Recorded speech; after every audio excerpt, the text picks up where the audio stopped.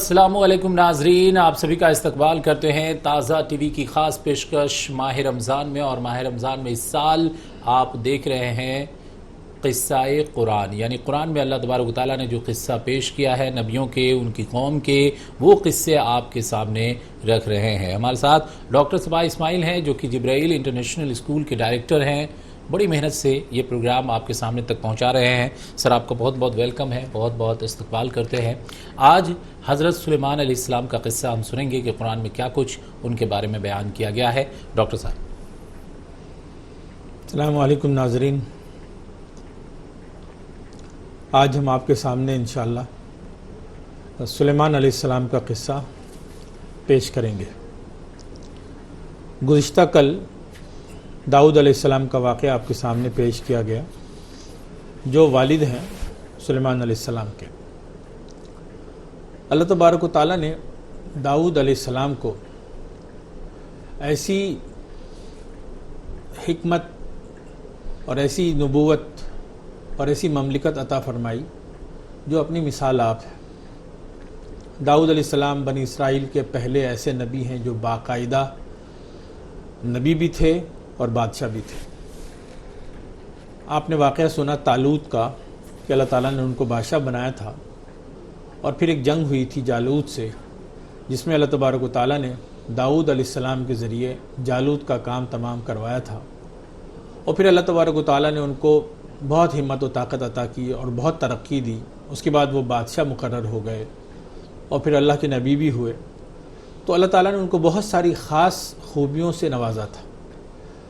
ان خاص خوبیوں میں ایک بڑی بات تو یہ تھی کہ اللہ تبارک و تعالیٰ نے پہاڑوں کو اور پرندوں کو ان کے ساتھ اس طرح معمور کیا تھا کہ جب وہ صبح و شام خدا پاک کی تسبیح کرتے تھے پہاڑوں پہ چڑھ کر، تو چاروں طرف سے آوازیں آتی تھی، گونجتی تھی، اور ہر طرف سے پہاڑ بھی ان کے ساتھ تسبیح کر رہے ہوتے تھے، اور پرندے بھی اس میں شامل ہو جاتے تھے۔ یہ اللہ کی خاص عنایت تھی ان کے اوپر۔ اس کے علاوہ اللہ تبارک و تعالیٰ نے فرمایا کہ اللہ تعالیٰ نے داؤد علیہ السلام کے ہاتھوں میں لوہے کو نرم کر دیا تھا، لوہا نرم کر دیا، تو اس سے پھر یہ فائدہ ہوا۔ داؤد علیہ السلام نے جنگی ساز و سامان تیار کروائے، لوہے کے بڑے بڑے، اور زرہیں بنائیں، اور پھر ان کی فوج نے اتنی کامیابیاں حاصل کی کہ ایسی کامیابی کسی کو حاصل نہیں ہوئی تھی۔ بہت دور دور تک کے علاقے ان کے قبضے میں آئے، اور وہ بہت بڑے بادشاہ ہوئے، اور بری جو علاقے تھے آس پاس کے سوکھے، سارے ان کے کنٹرول میں آ گئے۔ اللہ تبارک و تعالیٰ نے ان کو زبور بھی عطا فرمایا تھا، اللہ تعالیٰ کی ایک بہت ہی مقدس کتاب جو آسمان سے نازل ہوئی۔ ان کتابوں کے حوالے سے ہم جانتے ہیں کہ اللہ تعالیٰ نے ہم کو کہا ہے کہ ہم ایمان لائیں ان کتابوں پر جو اللہ تبارک و تعالیٰ نے قرآن پاک سے پہلے اتارا ہے، اور جو تورات اور زبور اور انجیل کی شکل میں ہمارے سامنے ہیں۔ مسلمان اس پر ایمان رکھتے ہیں۔ یہ اور بات ہے کہ ہم اور آپ سب جانتے ہیں کہ وہ جو اصل شکل تھی ان کتابوں کی، وہ ہمارے سامنے اس طرح سے موجود نہیں ہے۔ جن کے پاس یہ کتاب ہے وہ بھی اس بات کو جانتے اور مانتے ہیں۔ تو اس کے اندر کچھ باتیں ایسی بھی ہیں جو بعد کے زمانے میں لوگوں نے تشریح کی شکل میں شامل کی، لیکن اللہ تبارک و تعالیٰ نے زبور دیا داؤد علیہ السلام کو، اور وہ اس کو بہت خوبصورت انداز میں تلاوت کرتے تھے۔ اس کے اندر جو مناجاتیں ہیں ان کو پڑھتے تھے۔ پھر اللہ تبارک و تعالیٰ نے ان کو ایک لڑکا عطا کیا جو ان کا جانشین ہوا، اور اللہ تعالیٰ نے قرآن پاک میں بھی ان کا ذکر فرمایا کہ وہ بہت ہی عقل مند تھے۔ اللہ تعالیٰ نے ان کو بہت ہی زیادہ فراست عطا کی تھی، اور بہت ہی سمجھدار تھے۔ تو قرآن پاک میں اللہ تبارک و تعالیٰ اس کا ذکر فرماتا ہے، وَوَرِثَ دَاؤُدَ وَوَرِثَ سُلَيْمَانُ داؤد، کہ سلیمان جو ہیں وہ حضرت داؤد کے وارث ہوئے، اور اللہ تبارک و تعالیٰ نے ان کو بھی اسی طرح پرندوں کی بولی سکھائی جس طرح ان کے والد کو سکھائی تھی۔ تو انہوں نے کہا، یا ایھا الناس، اے لوگو، علمنا منطق الطیر، ہم کو پرندوں کی بولی سکھائی گئی ہے، اور ہر چیز عطا کر دی اللہ تعالیٰ نے۔ اس زمانے میں جو کچھ بھی چیزیں اویلیبل تھیں، ساری چیزیں اللہ تبارک و تعالیٰ نے ان کے کنٹرول میں دی تھیں، اور انہوں نے کہا، ان ھذا لہو الفضل المبین، یہ اللہ کا بہت بڑا اور کھلا ہوا فضل ہے جس سے اللہ تبارک و تعالیٰ نے ہم کو نوازا ہے، اور اس پر انہوں نے اللہ تبارک و تعالیٰ کا شکر ادا کیا۔ پرندوں کی بولیوں کے بارے میں اگر آپ معلوم کرنا چاہیں تو دیکھ سکتے ہیں انٹرنیٹ پہ جا کر کہ آج بھی دنیا میں ایک قوم ہے، ترکی کے ایک علاقے میں بستی ہے، جو پرندوں کی بولی بولتی ہے۔ وہ آپس میں بات کرتے ہیں، باقاعدہ ویڈیوز ہیں ان کے بارے میں، ساری جو ان کی تفصیلات ہیں اویلیبل ہے۔ آپ دیکھ سکتے ہیں کہ پرندوں کی بولیوں کا علم دنیا میں کسی نہ کسی شکل میں باقی رہا ہے. کچھ لوگ اس شکل میں، اس طرز پہ، اس زبان میں گفتگو کرتے ہیں. یہ اللہ تبارک و تعالیٰ نے اس کی جو اصل شکل ہے حضرت داؤد علیہ السلام کو اور سلیمان علیہ السلام کو سکھائی تھی. اللہ تعالیٰ سلیمان علیہ السلام کا ذکر کرتے ہوئے قرآن پاک میں ارشاد فرماتا ہے وَلَقَدْ آتَيْنَا دَاوُودَ وَسُلَيْمَانَ عِلْمًا، کہ حضرت داؤد اور حضرت سلیمان کو اللہ تعالیٰ نے ایک انوکھے علم سے نوازا تھا، اور انہوں نے اللہ تبارک و تعالیٰ کو اس پر خوب شکر ادا کیا تھا اللہ تعالیٰ کا. اور اللہ نے یہ بھی فرمایا وَكُلًّا آتَيْنَا حُكْمًا وَعِلْمًا، حکومت اور علم دونوں ہم نے، نبوت دونوں ان دونوں کو عطا کی گئی تھی. سلیمان علیہ السلام داؤد علیہ السلام کے بہترین جانشین ثابت ہوئے. انہوں نے سلیمان علیہ السلام نے داؤد علیہ السلام کی عزت و عظمت میں بہت اضافہ کیا. اللہ تعالیٰ نے ان کو ان کے والد سے زیادہ نوازا. اس کا ذکر قرآن پاک میں اللہ نے فرمایا کہ ایک مرتبہ کا واقعہ ہے کہ ایک معاملہ درپیش تھا جس میں داؤد علیہ السلام نے اپنی ایک رائے دی تھی، مگر اس وقت جب سلیمان علیہ السلام نے اپنی رائے پیش کی تو داؤد علیہ السلام نے بھی اس کو زیادہ پسند فرمایا. اللہ نے اس کا ذکر کیا ہے سورہ انبیاء میں فَفَهَّمْنَاهَا سُلَيْمَانَ، ہم نے سلیمان کو بہترین فہم عطا کیا تھا. قرآن پاک میں ہم دیکھیں گے سلیمان علیہ السلام کی ابتدائی زندگی کا ایک خاص واقعہ بیان ہوا ہے. اللہ نے فرمایا اِذْ عُرِضَ عَلَيْهِ بِالْعَشِيِّ الصَّافِنَاتُ الْجِيَادُ، کہ وہ ایک دن شام کو سلیمان علیہ السلام کے سامنے ان کے ملاحظے کے لیے اصیل اور عمدہ گھوڑے پیش کیے گئے. تو انہوں نے کہا کہ یہ تو مال کی محبت میں لگ کر میں اپنے رب کی یاد سے غافل ہو گیا. وہ ایک واقعہ ہے جب ان کے سامنے گھوڑے پیش کیے گئے تھے اور وہ ان کو دیکھنے میں منہمک ہو گئے تھے اور بہت وقت نکل گیا تھا، عبادت کا وقت آگے بڑھ گیا تھا، تو یہ بات ان کو بہت بری لگی تھی. تو اس کا ذکر اللہ تبارک و تعالیٰ نے وہاں کیا کہ سلیمان ایک ایسے بندے تھے جو ہر حال میں خدا کو یاد رکھتے تھے اور خدا کی ذکر کی طرف متوجہ رہتے تھے. تو اسی مناسبت سے پھر ہم دیکھتے ہیں کہ اللہ تبارک و تعالیٰ نے اس کے آگے کا ایک وہ واقعہ ذکر کیا وَلَقَدْ فَتَنَّا سُلَيْمَانَ وَأَلْقَيْنَا عَلَى كُرْسِيِّهِ جَسَدًا، کہ ہم نے سلیمان کو آزمایا اور ہم نے اس کے تخت پر ایک دھڑ کی طرح اس کو ڈال دیا، پھر اس نے رجوع کیا. یہ مختلف واقعات ہیں جو تورات وغیرہ میں بھی جن کی تفصیلات ہم کو ملتی ہیں کہ سلیمان علیہ السلام کے زمانے میں ایک موقع ایسا آیا تھا جب وہ ایک بڑی جنگ ہار گئے تھے اور بہت پریشان ہو گئے تھے اور اپنی کرسی پہ آ کر ایک جسم بے جان کی طرح پڑ گئے تھے. تو اللہ تبارک و تعالیٰ نے پھر ان کو توفیق دی، انہوں نے اللہ سے بہت معافی مانگی اور اللہ سے انہوں نے اس وقت ایک دعا کی جو بہت خاص دعا ہے سلیمان علیہ السلام کی. انہوں نے اللہ تبارک و تعالیٰ سے کہا رب اغفر لی وہب لی ملکا لا ینبغی لاحد من بعدی انک انت الوہاب، کہ اے خدا مجھے معاف کیجئے، میری کوتاہیوں سے درگزر کیجئے اور مجھے ایک ایسا ملک عطا کیجئے، ایسی مملکت، ایسی حکومت، ایسی بادشاہت لا ینبغی لاحد من بعدی، جو آپ میرے بعد بھی کسی کو عطا نہ کریں، جو صرف میرے لیے ہو، بہت اسپیشل. انک انت الوہاب، بے شک تو وہاب ہے، تو دینے پہ آئے تو دے سکتا ہے. تو اللہ تبارک و تعالیٰ نے اس دعا کو قبول کی. وَلِسُلَيْمَانَ الرِّيحَ عَاصِفَةً تَجْرِي بِأَمْرِهِ إِلَى الْأَرْضِ الَّتِي بَارَكْنَا فِيهَا وَكُنَّا بِكُلِّ شَيْءٍ عَالِمِينَ، کہ ہم نے سلیمان کو ایک خاص خوبی سے نوازا کہ ہم نے ہواؤں کو اس کے کنٹرول میں کر دیا. وہ ہواؤں پر کنٹرول کرنا سیکھ گیا اور ہوا اس کی مرضی سے چلتی تھی اور وہ ہوا سے فائدہ اٹھاتے تھے. اور ہم نے سلیمان کے لیے باد تند کو مسخر کر دیا تھا جو اس کے حکم سے اس سرزمین کی طرف چلتی تھی جس میں ہم نے برکتیں رکھی تھیں اور ہم ہر چیز سے باخبر ہیں. یہ بات اللہ تعالیٰ نے سورہ انبیاء میں فرمائی. اور سورہ سبا میں اللہ تبارک و تعالیٰ نے فرمایا وَلِسُلَيْمَانَ الرِّيحَ غُدُوُّهَا شَهْرٌ وَرَوَاحُهَا شَهْرٌ، کہ ہم نے سلیمان کے لیے ہوا کو مسخر کر دیا. اس کا جانا بھی مہینہ بھر کا ہوتا اور آنا بھی مہینے بھر کا ہوتا. اور ہم نے اس کے لیے تانبے کا چشمہ بہا دیا اور جنات میں سے بھی اس کے لیے مسخر کر دیے جو اس کے رب کے حکم سے اس کے حضور خدمت کرتے تھے. اور ان کے لیے ہمارا حکم یہ تھا ان جنات کے لیے کہ جو ان میں سے ہمارے حکم سے سرتابی کرے گا تو ہم اس کو دوزخ کا عذاب چکھائیں گے. تو ہم یہاں دیکھ رہے ہیں معزز ناظرین کہ اللہ تبارک و تعالیٰ نے سلیمان علیہ السلام کو ہواؤں پر کنٹرول دیا. اور جب آپ تاریخ کا مطالعہ کریں گے تو آپ دیکھیں گے کہ سلیمان علیہ السلام نے ایسی بادبانی کشتیاں بنائی تھیں جو دنوں میں مہینوں کا سفر طے کر لیتی تھی. اللہ تعالیٰ نے ان کو حکمت دی اور سکھایا کہ وہ سمندر کے راستے سے کیسے تیزی کے ساتھ سفر کر سکتے ہیں. یہ وہ سیلنگ شپ تھیں جن کے ذریعے سمندری تجارت نے بہت ترقی حاصل کی. میری ٹائم ٹریڈنگ نیٹ ورک کے عنوان سے اگر آپ گوگل پہ سرچ کریں تو آپ کو اندازہ ہوگا کہ اب سے 1500 سال قبل سمندری جو تجارت تھی وہ عروج کی طرف بڑھی اور یہی وہ زمانہ ہے جب سلیمان علیہ السلام بحر روم کے آس پاس علاقوں پہ حکومت کر رہے تھے، اور وہ ایسی کشتیاں بنا رہے تھے جو ہوا کے زور پر اور ہوا کی رفتار سے سفر کر رہی تھی۔ اللہ تعالیٰ نے داؤد علیہ السلام کو ایسی صلاحیت اور قوت دی کہ انہوں نے بڑے بڑے اسلحے بنائے اور پوری بری ایسی فوج بنائی، ایسی حکومت کھڑی کی جیسی حکومت کسی کی نہیں تھی۔ سلیمان علیہ السلام کو اللہ تعالیٰ نے وہ صلاحیت دی کہ انہوں نے سمندر پہ قبضہ کیا اور سمندری راستوں پہ قبضہ کیا اور ایسی بادبانی کشتیاں بنائیں جو ہوا سے بالکل بھی ڈسٹرب نہیں ہوتی تھی۔ ہوا چاہے اس کی حمایت میں ہو یا مخالفت میں ہو، نرم ہو، سخت ہو، وہ اس کا درست استعمال کرتے تھے۔ اور اس وقت سے آپ جانتے ہیں کہ انہوں نے جو سفر شروع کیا تھا وہ آج تک جاری ہے۔ دنیا میں بہت اہم ترین وہ ہوتا ہے جو جنگی بیڑا ہوتا ہے، بحری بیڑا ہوتا ہے، یہ مضبوط ترین سلیمان علیہ السلام نے بنایا تھا۔ سلیمان علیہ السلام کی فوج جنوں، انسانوں اور پرندوں پر مشتمل تھی۔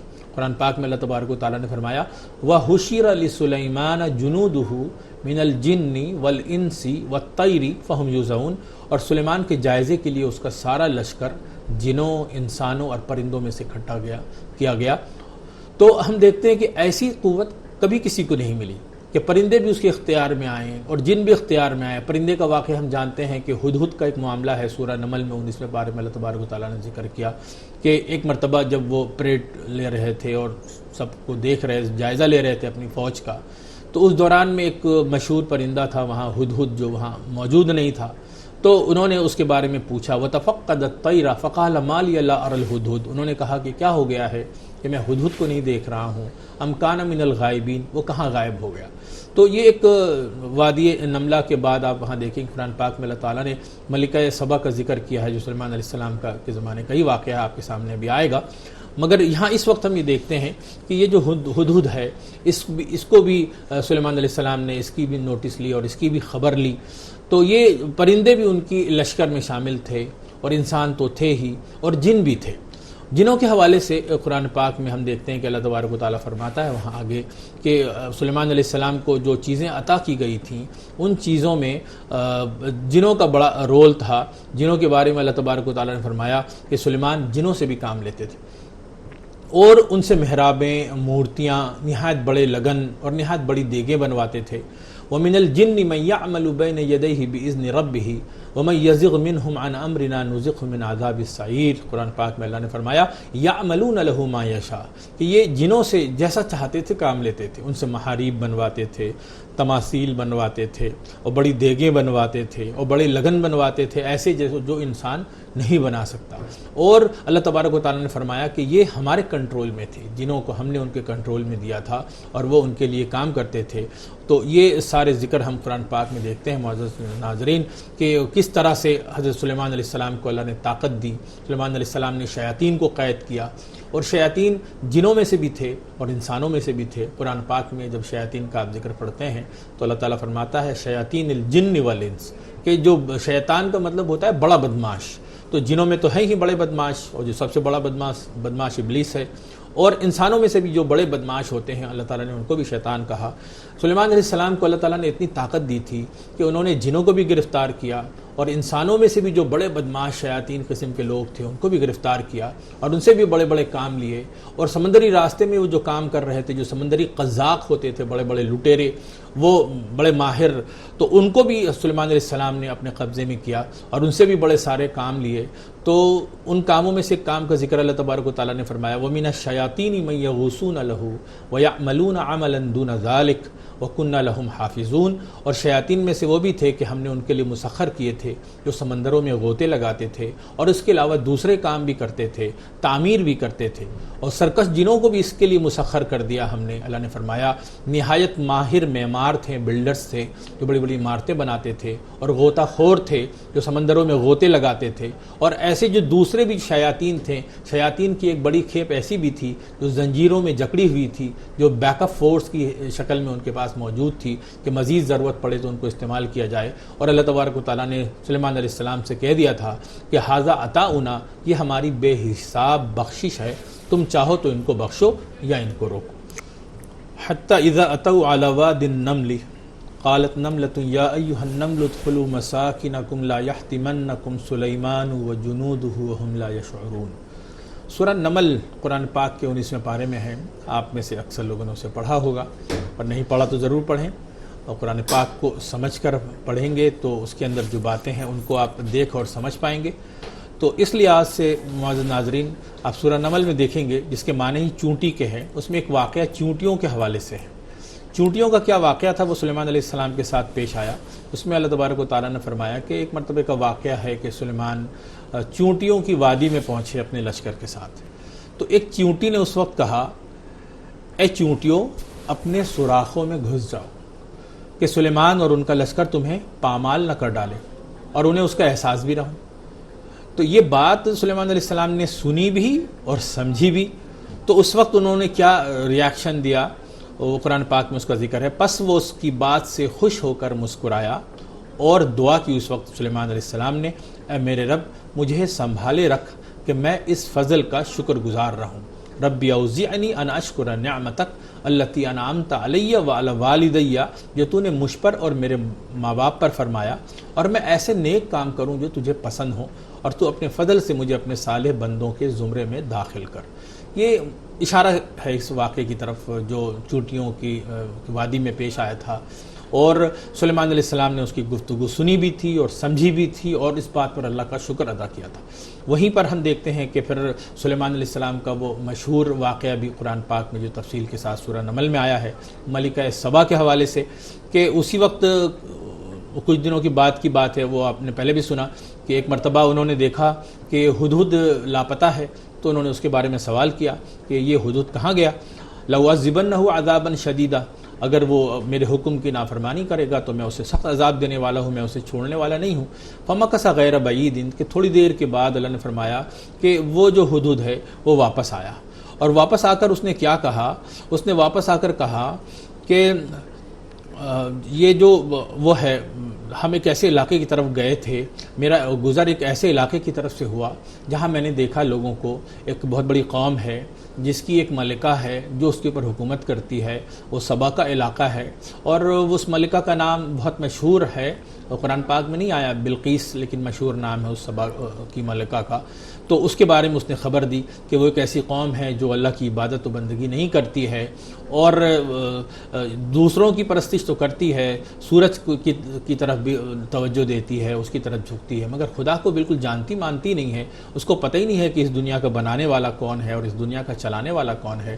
تو اس وقت سلیمان علیہ السلام نے اس کو ایک خط لکھا، اس خط میں بہت مشہور آیت ہے، اس کی جو شروعات انہوں نے کی تھی، انہو من سلیمان و انہو بسم اللہ الرحمن الرحیم، کہ یہ جو خط ہے یہ فرام سلیمان کی طرف سے ہے، اور اس کی شروعات اللہ کے نام سے ہے جو رحمان الرحیم ہے۔ تو ہم دیکھتے ہیں قرآن پاک میں درمیان میں سورتوں کے شروع میں تو ہر سورت کے شروع میں بسم اللہ ہے، اور ہم پڑھتے بھی ہیں اس کو، بعض لوگ اس کو قرآن کا حصہ مانتے ہیں، اور جو لوگ نہیں مانتے وہ بھی اس کی تلاوت کرتے ہیں، بہرحال سب تلاوت کرتے ہیں، لیکن قرآن کے سورت کے درمیان میں صرف ایک جگہ بسم اللہ الرحمن الرحیم آیا ہے جو اسی خط کا حصہ ہے، اس کی ابتدا ہے۔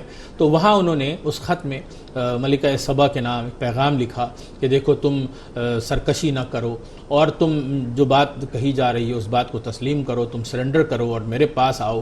تو اس وقت جب یہ خط ان کے پاس پہنچا، کیا واقعہ پیش آیا؟ وہ خط جب ان کے پاس چلا گیا تو اس نے کہا، اپنے ملکہ سبا نے اپنے درباریوں کو بلایا اور کہا کہ میرے اس معاملے میں مجھے رائے دو، میں کسی معاملے کا اس وقت تک فیصلہ نہیں کرتی جب تک آپ لوگ موجود نہ ہوں۔ ملکہ سبا کی خصوصیت بیان کی گئی کہ وہ ایک ایسی ملکہ تھیں جو منمانی نہیں کرتی تھی، مشورے سے کام کرتی تھی، اور مشورے میں خیر ہوتا ہے۔ ایک انسان جب اپنی اس کی جو مجلس مشاورت ہوتی ہے، جو آپس کی جو مینجمنٹ ہوتی ہے، جب وہ اس سے ڈسکس کرتے ہیں کسی ایشو کو تو ایک صحیح نتیجے تک پہنچتے ہیں۔ جو لوگ انڈیویجولی آگے بڑھتے ہیں اور کسی کی رائے نہیں لیتے تو وہ بہت غلطیاں کرتے ہیں۔ ملکہ سبا ایک ایسی رانی تھی جس نے مشورہ کیا، تو ایسا بھی مشورہ آیا، بعض لوگوں نے کہا ان میں سے جو ان کے وزیر تھے کہ ہم کسی سے کمزور نہیں ہیں، اگر سلیمان ہم سے مقابلہ کرنا چاہتے ہیں تو ہم مقابلہ کرنے کے لیے تیار ہیں، ہم ہار ماننے والے نہیں ہیں۔ لیکن ملکہ سبا کو اندازہ تھا سلیمان علیہ السلام کی طاقت کے حوالے سے، اس کے پاس ایسی خبریں تھیں کہ سلیمان بہت بڑے بادشاہ ہیں، ان کے پاس بہت پاور ہے اور ان سے مقابلہ نہیں کیا جا سکتا۔ تو اس وقت انہوں نے اپنے لوگوں کو کہا کہ دیکھو جب کوئی بڑی فوج کسی ملک میں گھستی ہے تو وہ پھر کیا کرتی ہے، وہ سب سے زیادہ اس کو بے عزت کرتی ہے جو سب سے زیادہ عزت والے لوگ ہوتے ہیں۔ عام آدمیوں کا اتنا کچھ فرق نہیں پڑتا، لیکن جو خاص لوگ ہوتے ہیں ان کی عزت پامال ہوتی ہے، اس لیے ایسی غلطی نہ کرو۔ بلکہ انہوں نے اس کے مقابلے میں یہ کیا کہ اپنے ایک آدمی کے ذریعے سے کچھ ہدیہ، کچھ تحفہ تحائف، کچھ گفٹس تھے جو انہوں نے سلیمان علیہ السلام کے پاس بھجوائے۔ سلیمان علیہ السلام کو جب یہ مال و متاع ملا جو بادشاہوں کا طریقہ ہوتا ہے تحفے تحائف کا، تو انہوں نے کہا کہ مجھے اس کی کوئی ضرورت نہیں ہے، میں اللہ نے مجھے بہت نوازا ہے، میں تو بس وہی بات سننا چاہتا ہوں جو اصل میں سننے والی بات ہے۔ تو پھر اس کے بعد انہوں نے ان سے کہا، تو ملکہ سبا کا قصہ مختصر آپ تفصیل سے آپ وہاں پڑھ لیجئے۔ پھر یہ ہوا کہ ملکہ سبا ان کی خدمت میں حاضر ہوئی۔ اسی دوران ایک واقعہ یہ بھی پیش آیا کہ جب وہ آ رہے تھے وہاں پہ، اس کی پہنچنے والی تھی، تو اس کا ایک تخت تھا بہت مشہور جو بہت ہی قیمتی تھا اور اس کو اس نے بہت حفاظت کے ساتھ رکھا تھا۔ سلیمان علیہ السلام نے اس تخت کو اس کے آنے سے پہلے حاصل کیا۔ اس کا بھی واقعہ قرآن پاک میں مذکور ہے کہ انہوں نے اپنے ساتھیوں سے پوچھا کہ کون اس کو جلدی لا سکتا ہے، تو قرآن پاک میں ہے کہ قال الذی عندہ علم من الکتاب، جس کے پاس کتاب کا علم تھا اس نے کہا میں ابھی اس کو لے کر آتا ہوں، اور وہ فوراً جو ملکہ سبا کا تخت تھا وہ وہاں آ گیا۔ اور جب ملکہ سبا وہاں پہنچی ہیں تو اس میں ہلکے پھلکے رد و بدل کے ساتھ سلیمان علیہ السلام نے ان کو وہ تخت دکھایا، تو وہ حیران ہو گئیں، ان کو اندازہ ہوا کہ وہ کتنے بڑے اور پاورفل بادشاہ کے پاس آئی ہیں کہ ان کے پہنچنے سے پہلے ان کا تخت ان کے پاس پہنچ گیا ہے۔ تو اللہ تعالیٰ نے ان کو بہت نوازا تھا اور وہ کام لیتے تھے۔ تو ان کی موت کا واقعہ قرآن پاک میں مذکور ہے کہ ان کی موت تھوڑی مختلف طریقے سے ہوئی۔ ہم سن چکے ہیں کہ اللہ تعالیٰ نے شیاطین کو ان کے قبضے میں دیا تھا، جنات ان کے کنٹرول میں تھے، وہ تعمیرات کا بڑا بڑا کام لیتے تھے۔ ہیکل سلیمانی انہوں نے بنایا، ارض مقدس جو بیت المقدس وہاں دیکھیں جو فلسطین میں جو عمارت ہے، وہ اگر دیکھا جائے غور سے تو اندازہ لگے گا کہ وہ انسان کے بس کی چیز نہیں تھی۔ جس طرح بڑے بڑے پتھر وہاں پر اوپر اور نیچے استعمال ہوئے ہیں، اور نیچے بھی بہت کچھ چھپا ہوا ہے اس کے اندر، یہ سب کام حضرت سلیمان علیہ السلام نے جنوں سے لیے اور بڑے شیاطین سے لیے، اور ایسے کام لیے جو کام عام انسانوں کے کام نہیں تھے۔ ابھی کام کچھ باقی تھا کہ اسی درمیان ان کی موت کا مرحلہ آ گیا۔ قرآن پاک میں اس کا ذکر ہے، اللہ نے فرمایا فلما قضینا علیہ الموت، تو ان کی موت کے وقت اللہ تبارک و تعالیٰ نے ان سے کہا کہ تم اپنی لکڑی لے کر کھڑے ہو جاؤ۔